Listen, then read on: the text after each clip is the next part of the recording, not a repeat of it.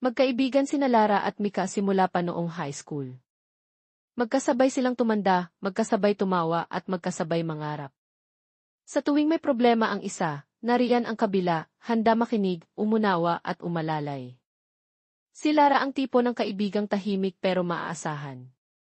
Hindi siya madaldal, pero kapag nangako, tinutupad niya. Si Mika naman ay masayahin, palabiro at laging may kwento. Siya ang nagbibigay liwanag sa bawat tambayan nila.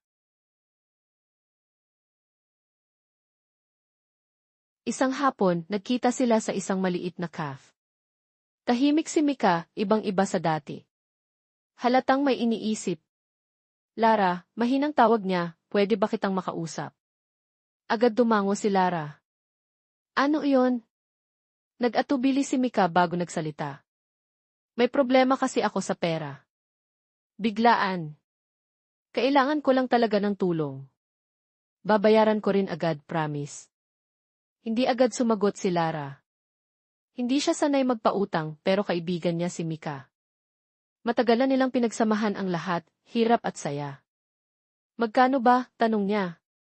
Nang marinig ni Lara ang halaga, sandali siyang nag-isip. Malaki iyon para sa kanya, pero may naipon naman siya. Sa huli, nanaig ang tiwala. Sige, sabi niya. Pero sana, wag mo akong bigin.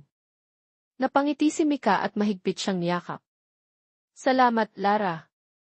Hindi kita kakalimutan. Lumipas ang 1 linggo.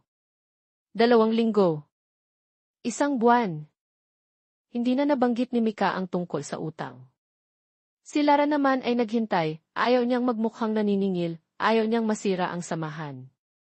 Isang araw, naglakas loob siyang magtanong. Mika, kumusta na pala yung usapan natin? Maingat na sabi ni Lara. Mabilis na sagot ni Mika.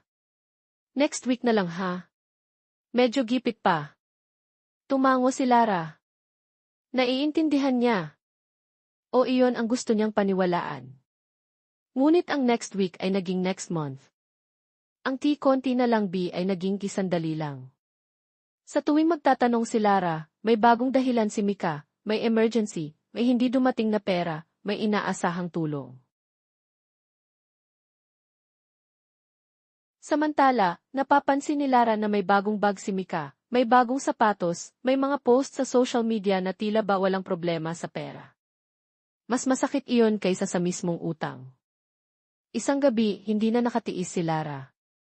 Mika, diretso niyang sabi sa tawag, hindi na tungkol sa pera to. Tungkol na to sa tiwala.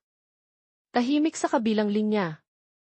Hindi kita minamadali, dagdag ni Lara, nanginginig ang boses. Pero sana maging totoo ka sa akin. Huminga ng malalim si Mika. Pasensya na. Babayaran ko. Promise. Pero ang pangakong iyon ay nanatiling salita lamang. Unti-unting naging mailap si Mika. Hindi na sumasagot sa chat, hindi na nagre-reply agad. At sa bawat araw na lumilipas, pakiramdam ni Lara ay hindi lang pera ang nawala, kundi isang kaibigan. Dumating ang araw na nagkita sila muli. Walang yakap. Walang ngiti. Mika, mahina pero matatag na sabi ni Lara, kung ayaw mo na talagang magbayad, sabihin mo na lang. Mas madali pang tanggapin ang katotohanan kaysa puro paasa. Hindi makatingin si Mika. Hindi ko alam kung kailan ako makakabayad. Tumango si Lara. May kirot, pero mailinaw. Hindi ko nahihintayin, sabi niya. Pero sana alam mo, hindi lang pera ang inutang mo. Pati tiwala.